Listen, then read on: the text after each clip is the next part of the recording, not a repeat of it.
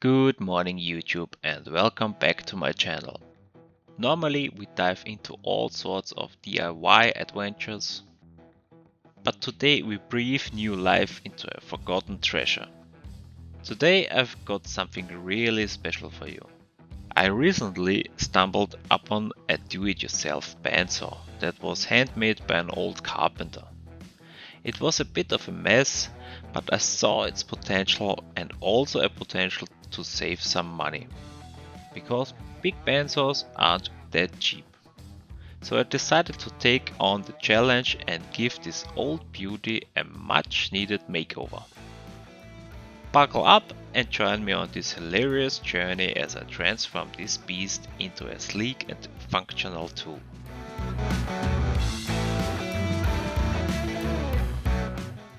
Alright, so the first step in this wacky adventure was to completely dismantle the bandsaw. I mean, this thing was massive and way too heavy to fit into my humble basement workshop. So I grabbed my trusty tools and started disassembling it, piece by piece. It was like a puzzle, but instead of putting it together, I was tearing it apart.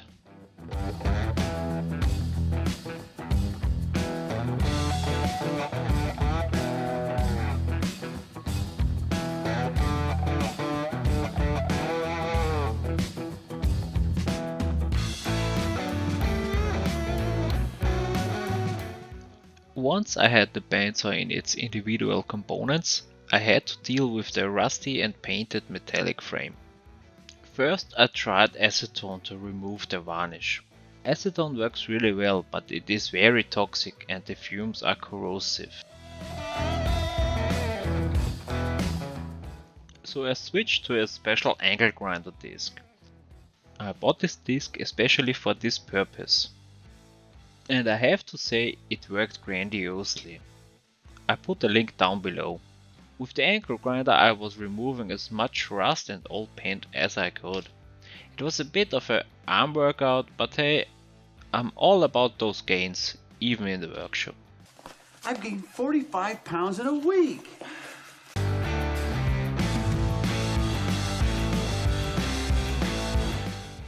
With the frame all cleaned up, it was time to strengthen some weak spots with a little welding magic.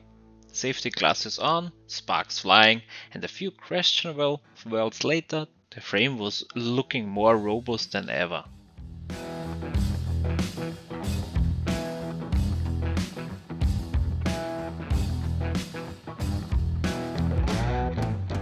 At one point there was this troublesome spot on the frame where my weld just wouldn't cooperate. I thought it's maybe because of the greasy dirt on this spot, so I grabbed my secret weapon, brake cleaner. And little spoiler, that stuff is basically liquid fire, and as soon as I struck the arc, that area burst into flames. This was an unexpected firework. So let's take a moment to appreciate the comedy of errors and remind ourselves that even in the face of unexpected challenges, it's important to keep a sense of humor. And of course, a fire extinguisher nearby wouldn't hurt either. Next up, the painting process. I grabbed a can of black metal primer and applied the primer with a paint roller. Ah, the smell of fresh paint. It's like a sweet symphony to my nostrils. After a couple of coats, that frame was looking very awesome. Now the real fun began. I started pulling the essential element. Have you ever had a dream that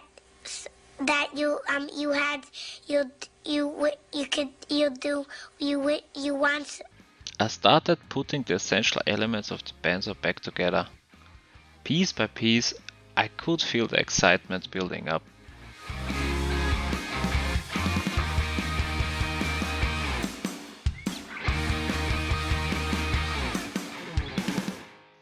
Alright guys, get ready for a head scratcher. On this DIY bandsaw, the lower wheel that supports the blade is attached to a dead motor. Why?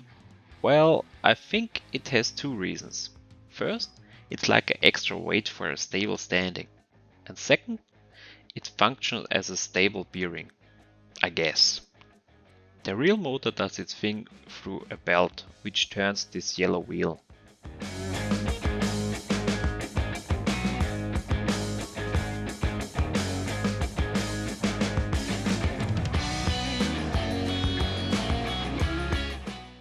After I assembled all core parts, I turned my attention to the motor, which had its power switch awkwardly located directly on the motor itself. I didn't really like this position, because I had to bend down every time to switch it on, and I'm not getting any younger. Clever old man. So I removed it and planned to mount it on the side of the Bandsaw for convenience. The first thing I did was to remove the switch from the motor. For this I marked each wire with a waterproof pen and also the clamp to which it was connected. This should prevent any mistakes when assembling. You should have all electrical work done by a professional, because electric current can be life-threatening. After the switch was removed, I had to extend the connections of the motor. To do this, I screwed a small aluminium plate in place of the switch, and on top of that I screwed a surface mounted box where I soldered some wires to the connections later on to extend them.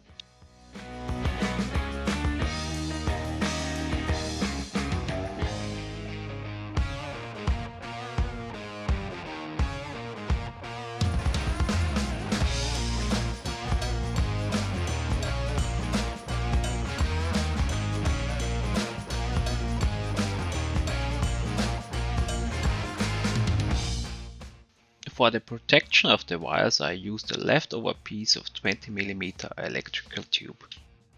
I attached the tube to the frame with 20mm tube clamps, and these clamps were screwed to the frame with self-drilling screws. By the way, the part with the tubing happened after I had built the table, but somehow that part of the video fits in better here for my opinion.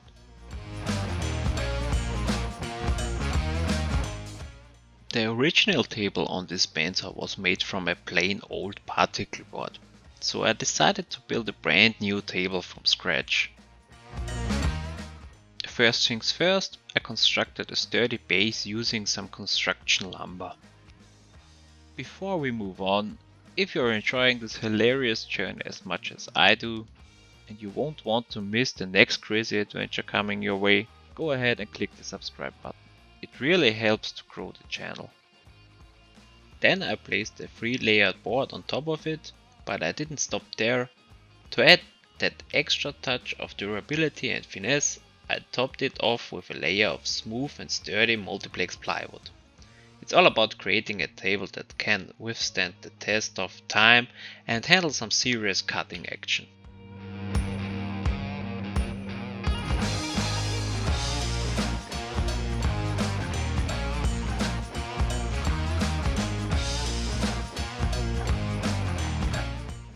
Unfortunately, my camera did not record the part where I cut out this bulge.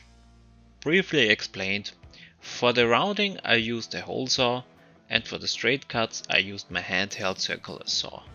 And what I forgot, this bulge is of course for the saw blade.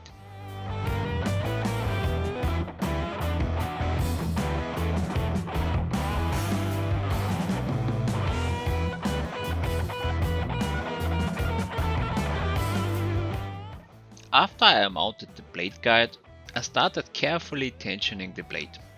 It was like a delicate dance between me and the blade. And it took me ages.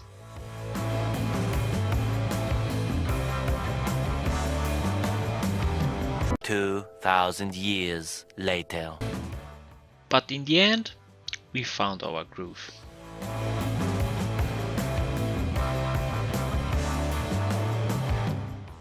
Moving on, I constructed a sleek 8mm plywood enclosure for the bandsaw. It was like giving this beauty a stylish suit of armor.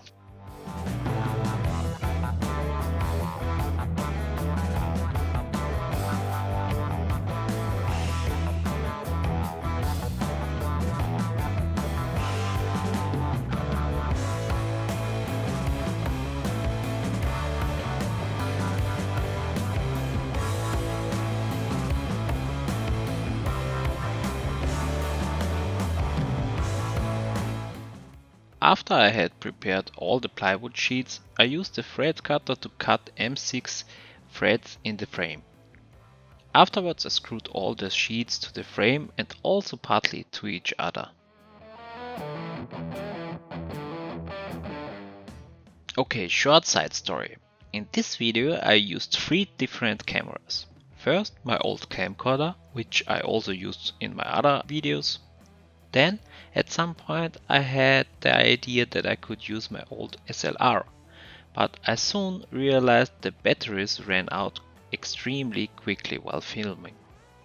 Infected by the SLR's great footage, I surprised my wife with a new camera, a GoPro 10. My wife was very happy. I'm gonna smash your camera straight up. No, you're not. You have got no right.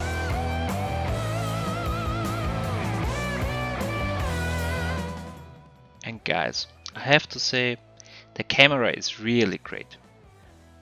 Ultra slow motion, 5.3K recordings, and even voice control. Diesen Zahn werde ich hier heute Abend ziehen. GoPro. Fernbeziehungen funktionieren nie. Das wissen Sie nicht. Doch. GoPro aus. Ich werde Sie sehr vermissen.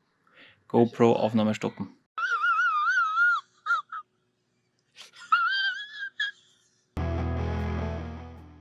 Right now I'm working on the upper enclosure of the bandsaw, and I completely forgot to include a little door for the adjustment function of the wheel.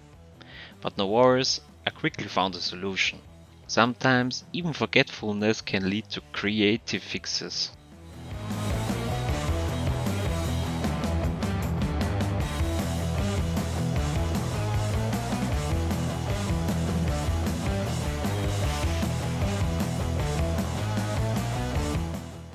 Alright, now it was time to add some color to this DIY bandsaw. I decided to give the entire housing a vibrant yellow makeover.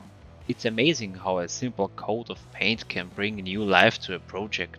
So if you're ready to inject some personality into your DIY creations, grab a roller and let your imagination run wild.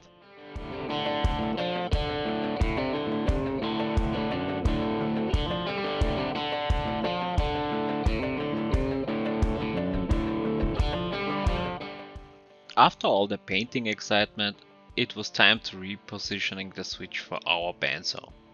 As mentioned earlier, I decided to mount it on the side. Now here's where the fun begins. Remember how I mentioned that I had meticulously marked the wires to avoid any connection mishaps? Well, guess what? Those markings mysteriously vanished into thin air. Poof! It was like a magic trick gone wrong. If you didn't know, I may be an electrical expert in theory, but hey, even the best of us make mistakes. In a moment of confusion, I accidentally connected the grounding wire to the wrong terminal.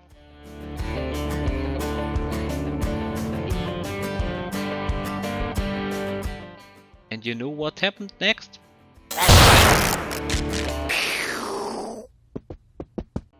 I blew up a fuse the moment I switched it on. But after a quick fuse replacement and a little more careful wire connecting, we got everything back on track. In the next step I built a zero clearance insert. I started by creating a template using painter's tape. With this template I was able to cut out a piece of plywood easily. Then I used 4 threaded inserts with some 5-minute epoxy.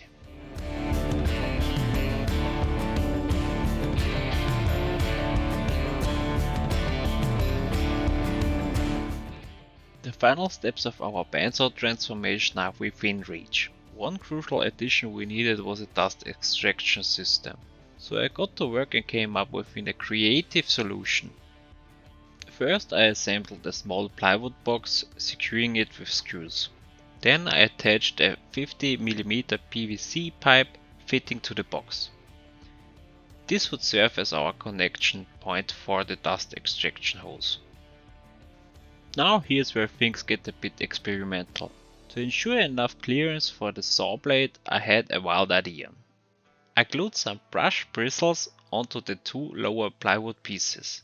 Yes, you heard that right, brush bristles. I have no clue if this unconventional approach will work, but hey, in the spirit of DIY, I love trying out new things and thinking outside the box.